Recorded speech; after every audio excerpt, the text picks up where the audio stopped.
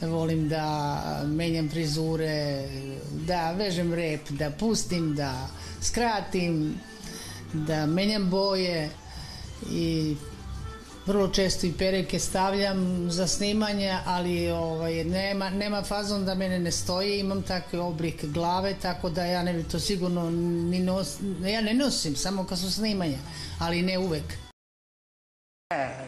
Ja imam takvu glavu da mi svaka perikica lepo stoji. Zašto da je ne nosim? Ja imam kosu, kad mi to lepo stoji. Imam više toga, samo za snimanje. Ja to uopšte ne nosim privatno. I tako se ja promenim i to je to. Da mi je inspirisana, lepo naručila 4-5 perika, mi se mnogo sviđa ta filozofija.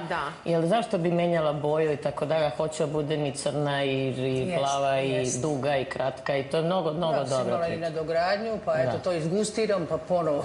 A, znači to je promjena. Volim da se promenim.